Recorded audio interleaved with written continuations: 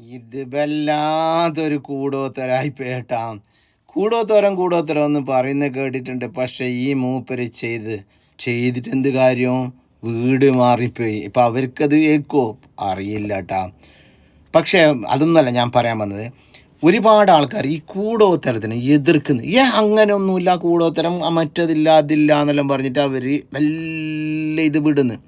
പക്ഷേ അല്ലേ ഇവരെന്താക്കുന്നറിയോ, ആരും അറിയാണ്ട് സൈഡിൽ കൂടിയിട്ട് കൂടോത്തരം ചെയ്യുന്ന ആൾക്കാരും മറ്റേ പാര വെക്കുന്ന ആൾക്കാരും മറ്റുള്ളവരെ ഇറച്ചി തിന്നുന്ന ആൾക്കാരും ഈ എതിരിൽ കൂടിയിട്ട് സംസാരിക്കുന്ന ആളെന്ന് നമ്മൾ മനസ്സിലാക്കണം കേട്ടോ.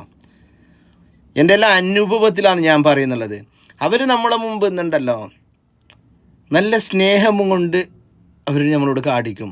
പിന്നിൽ അവരാരെല്ലാം ഒരു വിഷമാണ്, വിഷം തന്നെ പറയാം. അങ്ങനെയുള്ള ആൾക്കാരാണ്. അപ്പം അതൊന്നുമല്ല. അപ്പോൾ ഈ കൂടോത്തരത്തിന് കുറേ ആൾക്കാർ എടുക്കുന്നു. ആർക്കെങ്കിലും കൂടോത്തരം ചെയ്ത് പലിച്ച ആളുണ്ടെങ്കിൽ ഒന്ന് പറയണം കേട്ടോ, അതിന് കമൻറ്റിലിടണം.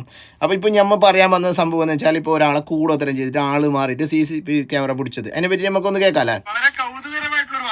കൗതുകം തന്നെ. അതെ, അവിടെ ചെക്ക് പോസ്റ്റിന് സമീപം മുട്ടുകടവ് ഇസ്മായിലിന്റെ വീട്ടിലാണ് ഈ കൂടോത്രം കൊണ്ടുവന്നിട്ടത്. കൊണ്ടുവന്നിട്ട് ഈ പ്രതി മടങ്ങി പോവുകയാണ്. അദ്ദേഹം ഈങ്ങാപ്പുഴ സ്വദേശിയാണ്. വളരെ ഒന്നും അറിയാത്ത പോലെ അദ്ദേഹം മടങ്ങിപ്പോയി. പക്ഷേ ക്യാമറ ഇത് കണ്ടിരുന്നു. ഇപ്പോഴത്തെ ക്യാമറ എന്നൊക്കെ പറയുന്നത് ഈ സെൻസറൊക്കെ ഉള്ള ആര് കടന്നുപോയാലും ശബ്ദം കേൾപ്പിച്ച് വീട്ടുകാരെ അറിയിപ്പിക്കുന്ന ക്യാമറയൊക്കെ ആണല്ലോ. അപ്പോ അങ്ങനെ ശബ്ദം ഉണ്ടാക്കുകയും വീട്ടുകാർ പുറത്തു വന്ന് നോക്കുമ്പോൾ ഇങ്ങനെ ഒരാൾ മടങ്ങിപ്പോകുന്നത് കണ്ടു.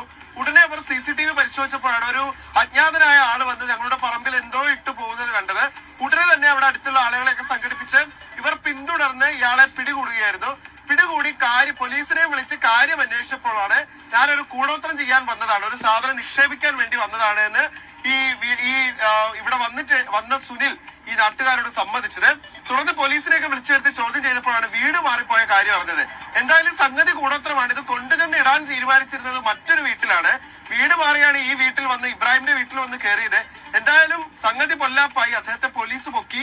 നേരത്തെ കമന്റ് ബോക്സിൽ ചോദിച്ചതുപോലെ കൂടോത്രം ചെയ്യുന്നതിന് കേസെടുക്കാൻ വകുപ്പുണ്ടോ എന്ന് അറിയില്ല. പക്ഷെ ഒരാളുടെ വീട്ടില് അനധികൃതമായി കയറി അവിടെ വീട്ടുകാരറിയാതെ അവരുടെ വീട്ടിൽ അതിക്രമിച്ച് കയറി ഒരു സാധനം നിക്ഷേപിച്ച് പോയതിനാണ് ഇപ്പോൾ നിലവില് പോലീസ് ഇയാളെ കസ്റ്റഡിയിൽ എടുത്തിട്ടുള്ളത്. ഏത് വകുപ്പാണ് ചേർത്തിട്ടുള്ളത് എന്ന കാര്യത്തിൽ വ്യക്തതയില്ല. എന്തായാലും കൂടോത്രക്കാരനെ പൂട്ടിയിട്ടുണ്ട്. ഇനി ഒരിക്കലും ഒരു പക്ഷെ അദ്ദേഹത്തിന് കൂടോത്രം ചെയ്യാൻ തോന്നാത്ത തരത്തിലുള്ള ശിക്ഷാ നടപടി പോലീസ് കൊടുത്ത ഈ പരിപാടി ചിലപ്പോൾ അദ്ദേഹം അവസാനിപ്പിക്കുന്നുണ്ട്.